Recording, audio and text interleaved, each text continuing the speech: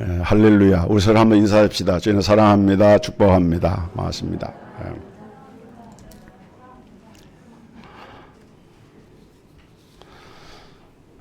우리 기독교, 특별히 개신교회의 성례식은 성찬식과 세례식이 있습니다.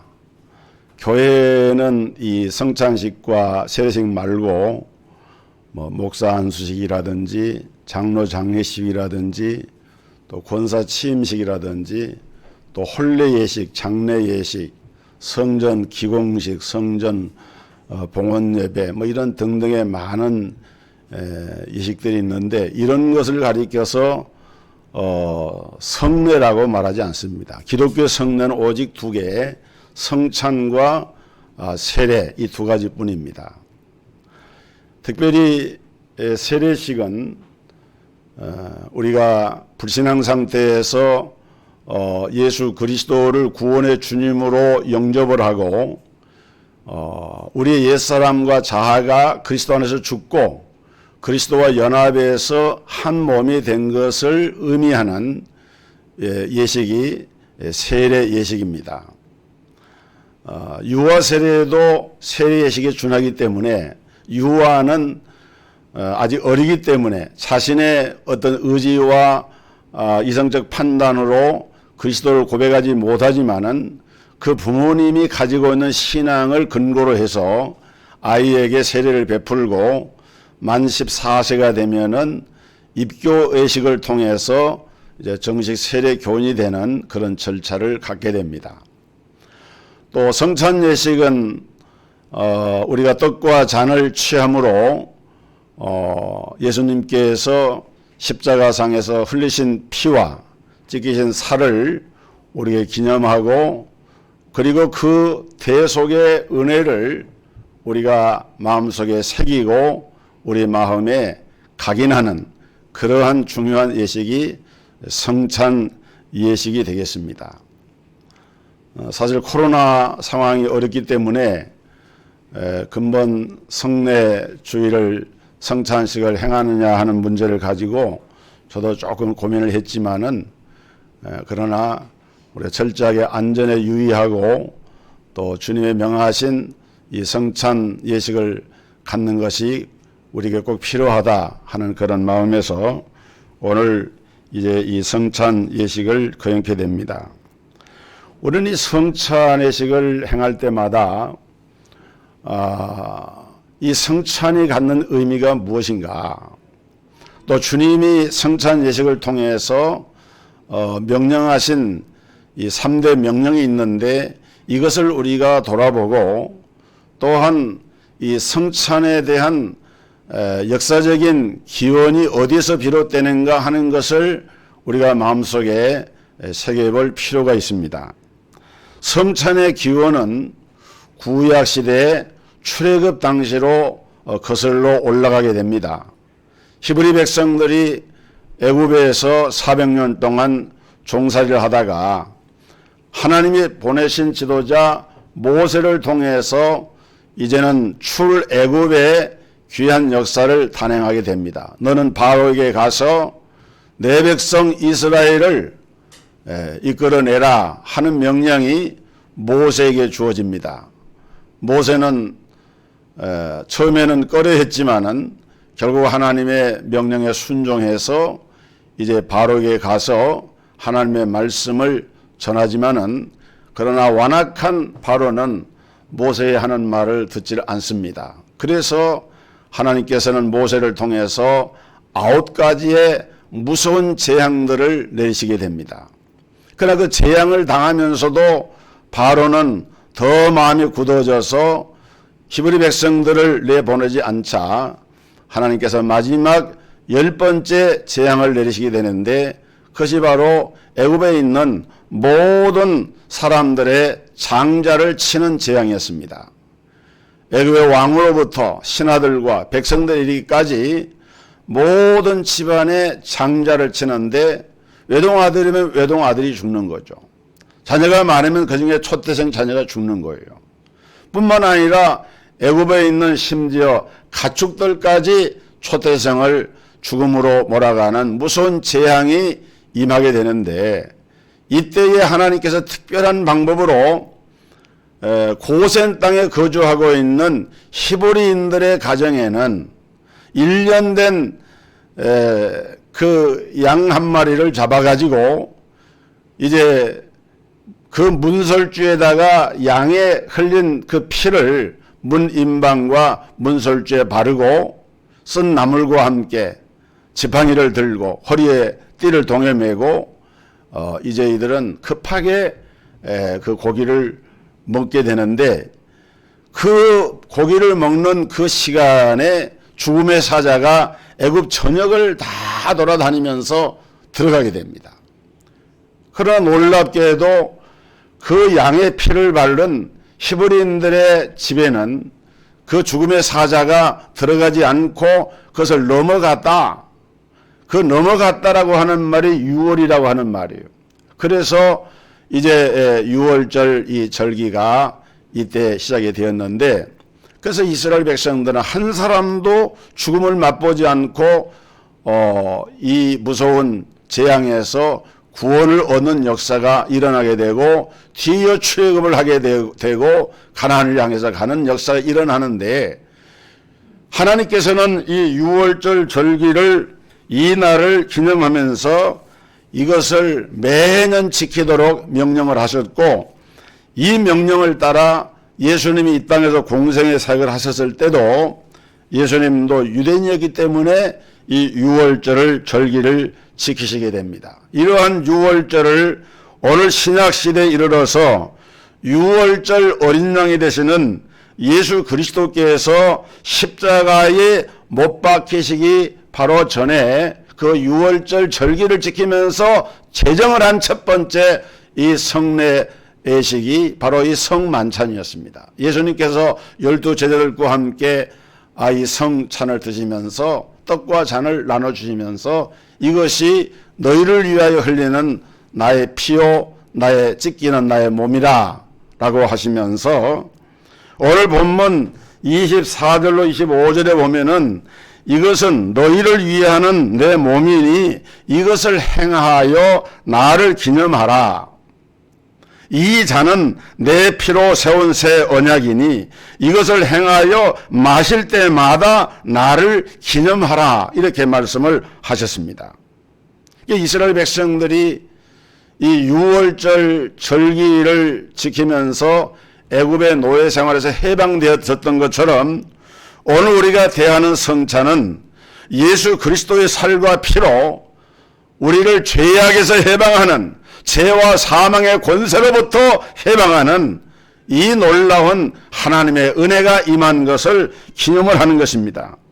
오늘 그러기 때문에 성찬에 참여하는 우리 모든 성도들은 이 사실을 마음에 각인하고 참여를 해야 됩니다. 그리고 성찬에 담겨져 있는 은혜가 얼마나 크고 놀라운 은혜인가를 깨달아야만 하는 것입니다. 먼저 우리는 이 성찬에 참여하기 전에 우리 자신을 살펴보아야 합니다. 우리가 성찬을 대할 때 그 참여하는 태도가 대단히 중요한데, 반드시 자기 자신을 살펴보아야 한다 그랬어요. 성찬식은 예수 그리스도께서 당신의 살과 피를 희생 제물로 바치신 사건을 기념하는 엄숙하고 거룩한 예식이기 때문에 오늘 본문 말씀에 이어지는 27절에 보면은 누구든지 주의 떡이나 잔을 합당치 않게 먹고 마시는 자는 주의 몸과 피를 범하는 죄가 있느니라, 이렇게 말씀을 했어요. 성찬은 신성한 예식입니다. 예수 그리스도의 대속의 은혜가 여기에 담겨져 있는 거예요. 성찬에 참여하는 성도들이 하나님을 경외하는 마음으로 하나님의 그 사랑과 그 놀란 은혜를 마음속에 깊이 깨닫고 경건한 마음의 자세를 가지고 이 성찬을 받아야 하는데, 또 나아가서 내가 형벌을 받으신 예수님을 생각을 하면서 나를 대신하여 형벌을 당하신 그 주님 앞에 나를 대신했다라고 하는 말은 무슨 말입니까?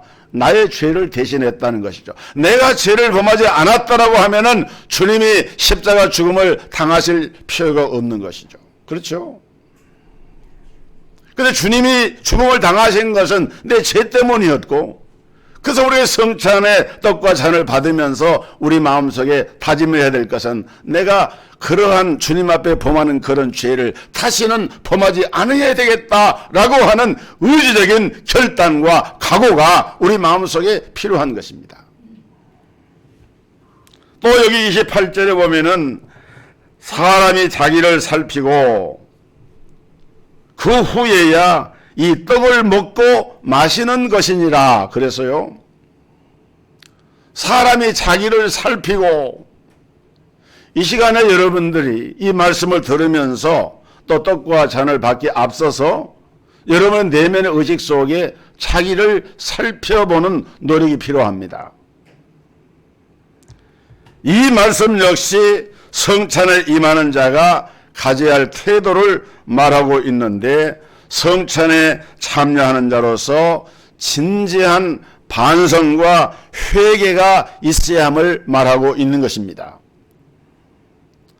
이 말을 자칫 오해하면은 성찬에 참여하려고 하는 사람들은 어떤 도덕적인 결함이나 허물도 없어야 된다, 무결점, 무험한 사람만이 성찬을 받아야 한다, 이 말을 하는 건 아니에요. 우리가 어떻게 무험하고 무결점 상태가 되겠습니까?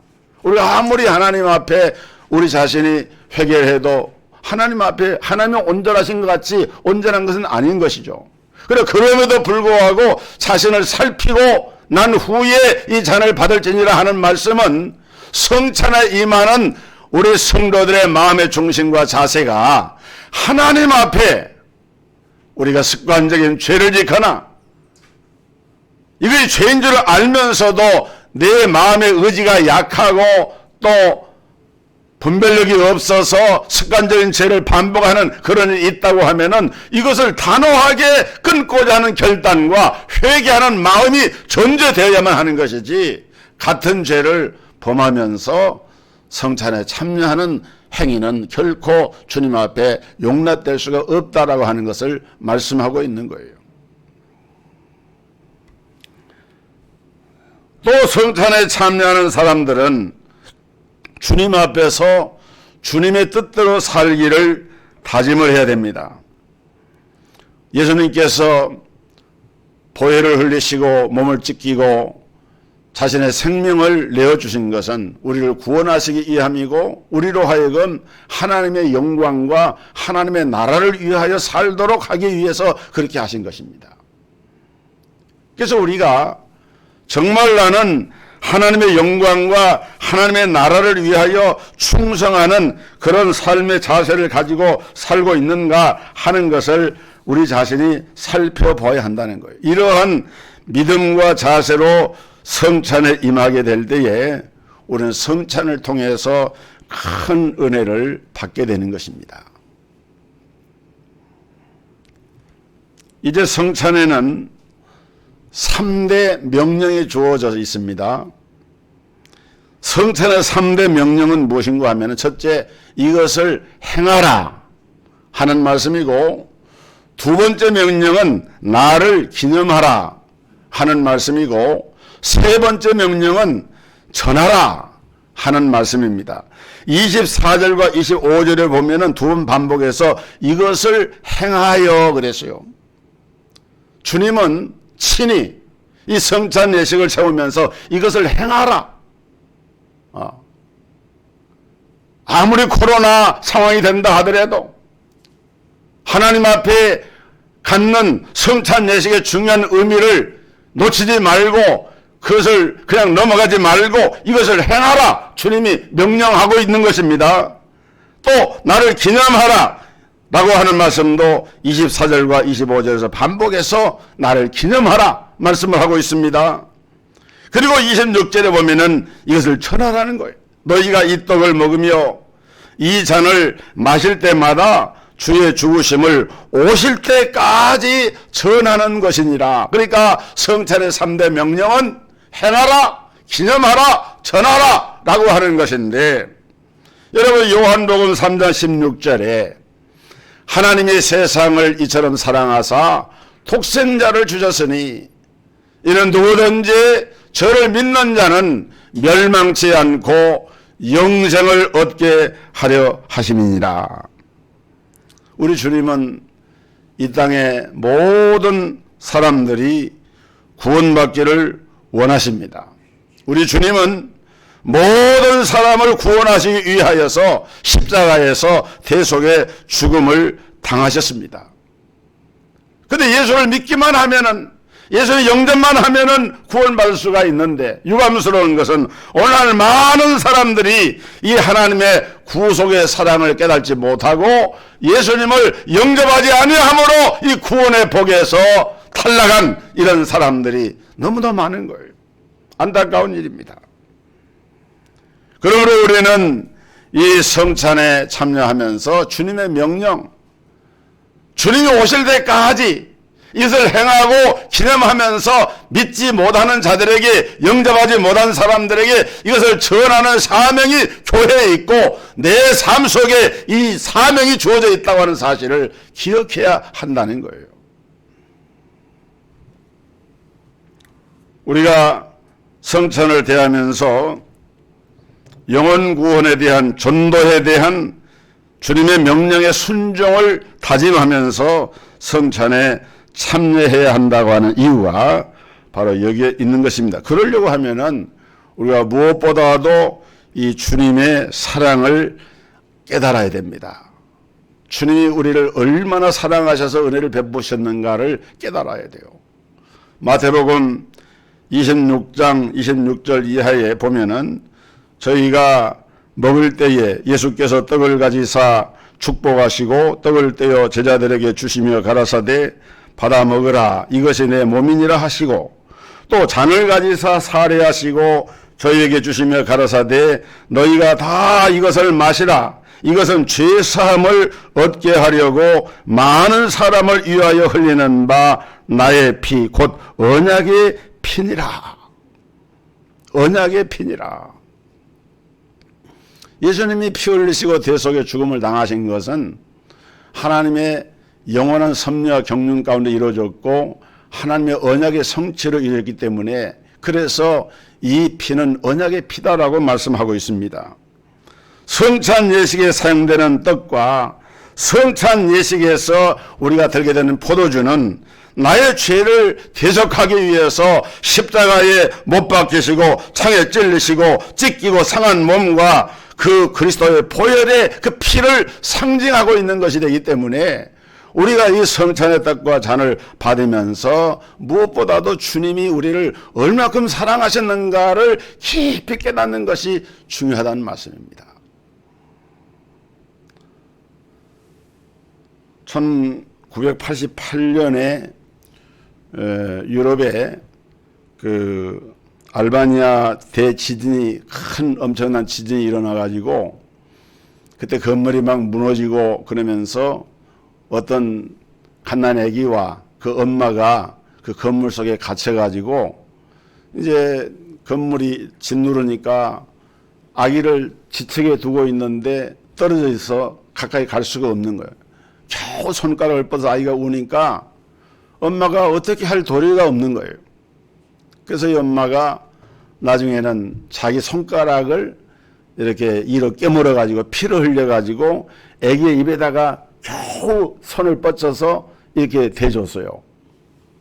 아기가 그 피를 빨아먹고 이제 그 갈증을 해소하는 거죠. 이렇게 6일 후에 그 구조대가 건물을 파헤쳐서 결국 엄마와 아기를 이제 구출해내게 됐는데, 엄마는 그 흘린 피로 기진해가지고 그대로 죽고 아기만 살아났어요. 그래서 영국의 더 타임즈지가 그때 현대판 예수 사건이 일어났다 하고 보도를 했습니다. 그 엄마가 어린 아기에게 그 피를, 손가락을 깨서 피를 보내가지고 아이가 살아난 거예요. 어쩌면 오늘 이 엄마처럼 우리 예수님은 오늘 죄 가운데서 사망과 심판과 지옥의 형벌에 무서운 그 자리로 나아갈 수밖에 없었던 저와 여러분들, 우리가 구원하기 위한 그 주님의 피 흘리심이 바로 이 성찬 사건의 핵심 사건인 거예요. 그래서 우리는 그 은혜와 사랑을 알고 우리가 성찬에 임해야 된다고 하는 것이고, 무엇보다도 교회 안에 있는 성도들이 사랑으로 서로 하나가 되어야 한다는 사실을 강조해 주고 있습니다. 오늘 봉독한 말씀 앞에 22절에 보면은 너희가 먹고 마실 집이 없느냐, 너희가 하나님의 교회를 업신여기고 빈궁한 자들을 부끄럽게 하느냐, 내가 너희에게 무슨 말을 하랴, 너희를 칭찬하랴, 이것으로는 칭찬하지 않노라, 이런 말씀이 나옵니다. 어떻게 보면은 성찬에 주시는 말씀의 전후 문맥으로는 이렇게 별로 은혜가 되지 않는 그런 이야기가 기록이 되어 있는데, 다시 말하면 사도 바울은 고린도 교회 성도들을 향해서 성찬에 참여하는 그 성도들을 향해서 책망을 하고 있는 겁니다. 책망의 원인이 두 가지였는데, 첫째는 고린도 교회 교인들이 교회를 업신여겼다 하는 거예요. 교회를 업신여겼다. 여러분, 교회가 크거나 작거나 또 사람의 눈에 볼 때는, 자기 눈에 볼 때는 이렇게 저렇게 논란할 수 있겠지만은 주님의 피로 값주어 사신 교회를 결코 업신여겨서는 안 됩니다. 예수님께서 사울이 교회를 핍박할 때 사울아 사울아 네가 어찌하여 나를 핍박하느냐, 주여 니시니까 나는 네가 핍박하는 예수니라. 사울은 기독교인들을 그렇게 핍박을 했지만은 주님께서는 어찌하여 네가 나를 핍박하느냐, 하나님의 교회를 핍박하느냐. 여러분, 책망한 이 원인 두 가지 가운데 고린도 교회 교인들은 하나님을 예배한다고 또 그리스도께서 명하신 그 명령을 따라서 모이면서 자기들의 이기적인 욕망을 채우기 위해서 거룩하게 지켜져야 할 주의 만찬을 일반 식사로 전락을 시키고 말았습니다. 성찬이 있고 일반 공동 식사가 있는데 고린도 교회 교인들은 주의 만찬을 더럽히고 결과적으로는 교회를 업신여기는 그런 결과를 가져오게 되었고, 또 다른 하나는 고린도 교인들 가운데서 빈궁한 사람들을 부끄럽게 했다는 거예요. 어떻게 했느냐? 교회 안에 있는 모든 성도들은 그리스도를 머리로 하는 한 지체들이고 하나님을 한 아버지로 섬기는 그리스도 예수 안에서 한 형제 자매들입니다. 하나님을 한 아버지로 섬기니까 그리스도 안에서 한 형제 자매가 된 것이죠. 그럼에도 불구하고 고린도 교인들 가운데 잘 사는 사람들, 좀 가진 자들이 자기들끼리만 어울리고 자기들끼리만 먹고 마심으로 가난한 자들을 열등감과 굴욕에 빠지게 해서 결과적으로는 그리스도의 몸을 나누는 그런 죄악을 범하게 됩니다. 그래서 이 말씀 뒤에 33절에 보면 사도 바울이 너희가 모일 때에 서로 기다리라 그랬어요. 모일 때 서로 기다리라. 그러니까 부유한 자들은 가난한 자들이 오기까지 기다렸다가 주의 만찬을 가질 때에 같이 동참을 해서 그 만찬에 모든 교회 모든 공동체가 다 참여하도록 그렇게 하라, 그렇게 얘기를 한 거예요. 당시 가난한 사람들은 대개 남의 집 밑에서 일하는 노예들이었습니다. 그러니까 주인이 하루 일과를 끝내고 보내주지 않으면은 오고 싶어도 빨리 올 수가 없는 거예요.